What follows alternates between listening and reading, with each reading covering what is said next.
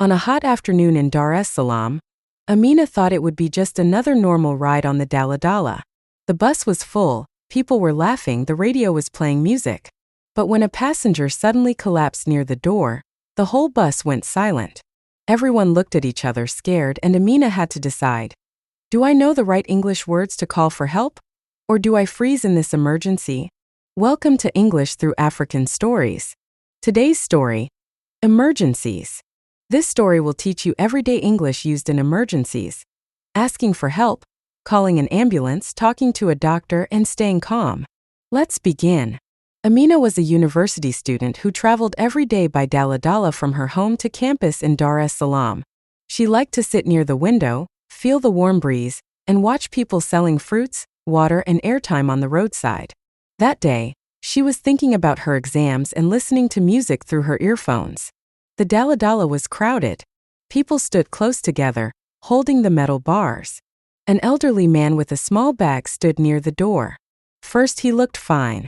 Then Amina saw him touch his chest, breathe hard, and slowly sink to the floor. At once the bus felt different. The music still played, but the mood changed. Amina pulled out her earphones. "Excuse me, sir, are you okay?" she asked in Swahili first, then in simple English. "Are you okay?" The man did not answer. His eyes were half closed. A young man near him shouted, "Stop the bus! Something is wrong." The driver pulled over to the side of the road. People started to panic, talking loudly, unsure what to do. Amina's heart beat fast. She knew some emergency phrases in English from her English class and from watching international TV, but she had never used them in real life. Now she had no choice. The conductor opened the door.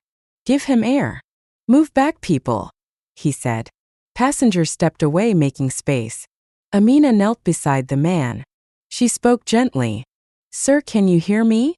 she asked. "Please open your eyes." The man moved a little but still looked weak. Amina turned to the others. "We need to call for help," she said. "Maybe an ambulance." Some passengers looked confused.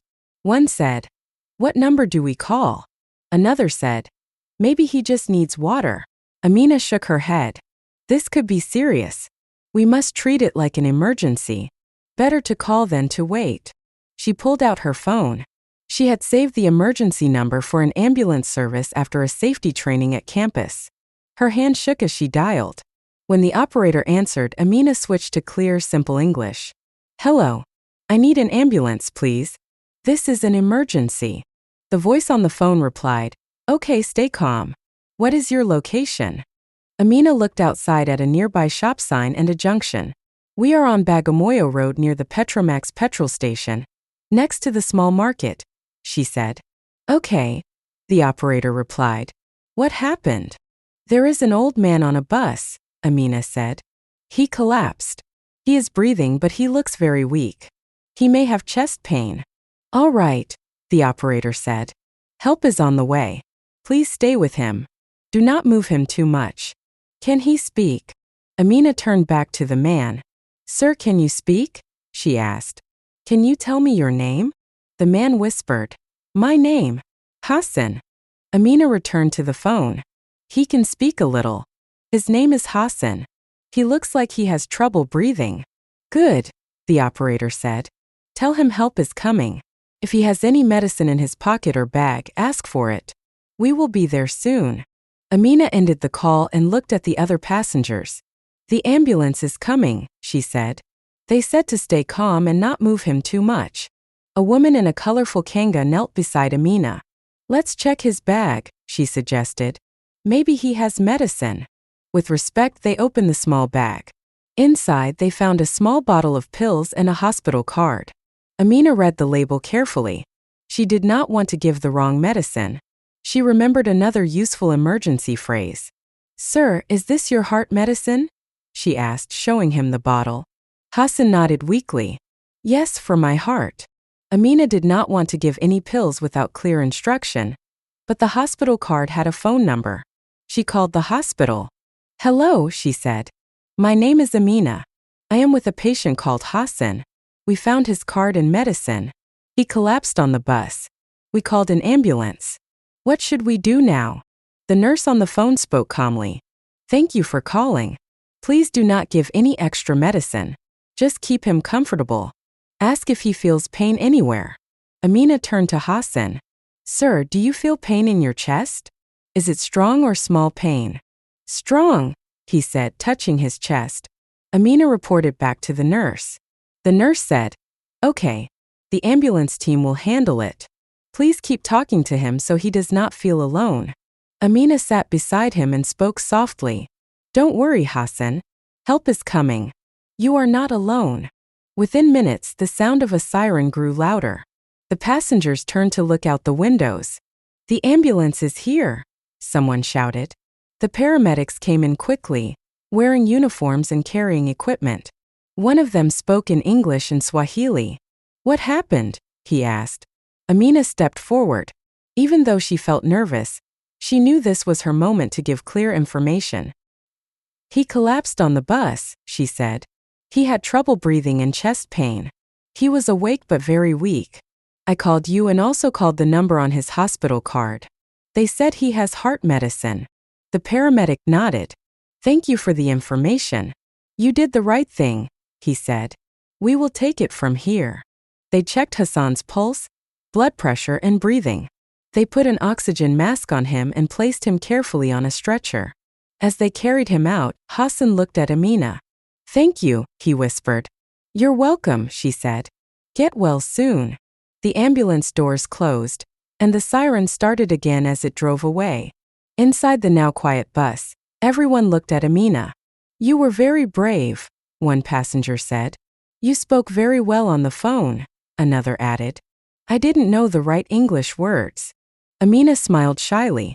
I was scared too, she admitted. But I remembered some important phrases. I need an ambulance, please. This is an emergency. What is your location? We are on. What happened? She collapsed. He is breathing but very weak. He has chest pain.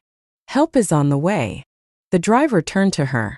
Because of you, he got help fast, he said. Thank you. The bus continued its journey, and Amina finally reached campus. Her legs felt weak when she stepped off, but her heart felt strong. She knew she had done something important. That evening, Amina went home and told her family what happened. Her younger brother Musa listened with big eyes. What if there is a fire or an accident or someone gets hurt? He asked. What English should we use then? Amina thought about it. In any emergency, she said, we need 3 things. Stay calm, explain clearly, and ask for help. We can use simple English phrases. For example, there has been an accident. Someone is hurt. We need help quickly. Please send an ambulance / the police / the fire brigade. The person is bleeding.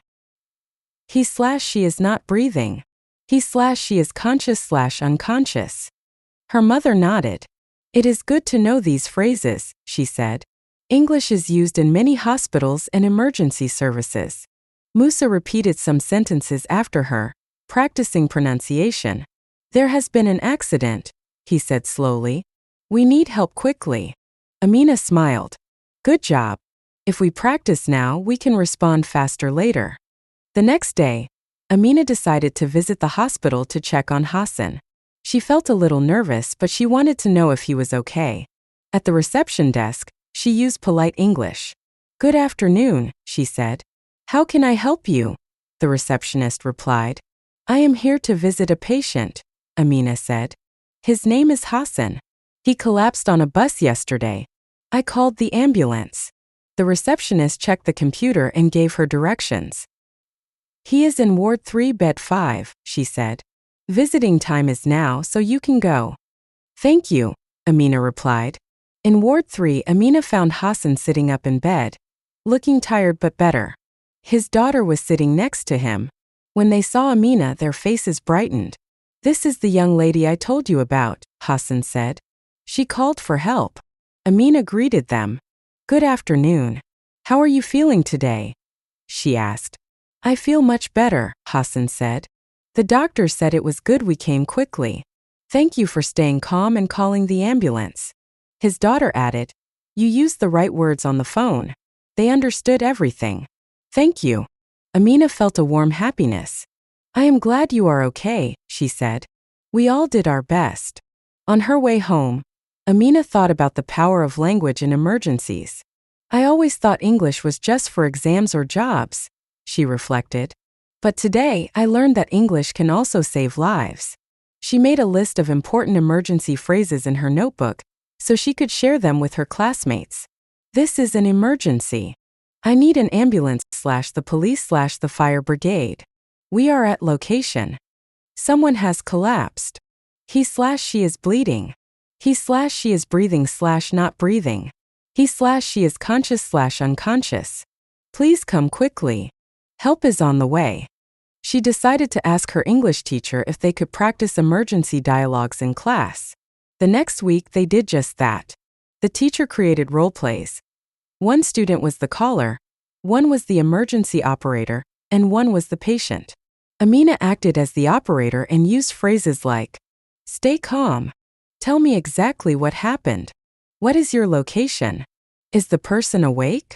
Her classmates practiced answering, "There has been a car accident. My friend is hurt. We are near the bus stop by the market." Everyone agreed it was one of the most useful lessons they ever had. That night, Amina sat at her desk, looking out at the city lights of Dar es Salaam. She thought about how emergencies can happen anywhere. On buses, at home, at school, on the road. But if we know the right words, she thought, we can act faster, help more, and maybe save someone's life. She opened her notebook and wrote a final sentence in big letters. English is not only for conversation. In emergencies, English can be a tool to protect and save. She underlined it twice. Today you practice common English for emergencies. Calling for help, describing what happened, giving your location, and talking to medical staff. You heard useful phrases like, "This is an emergency. I need an ambulance. Someone has collapsed. He is breathing but very weak, and help is on the way." Today you learned important English phrases for emergencies that could help you protect someone's life. Listen to this story again and practice saying the sentences out loud so they become natural for you. Which emergency phrase do you think is the most important to remember? Tell us in the comments. And don't forget to like this video, subscribe to English Through African Stories, and turn on the notification bell so you never miss new stories every Monday, Wednesday, and Friday.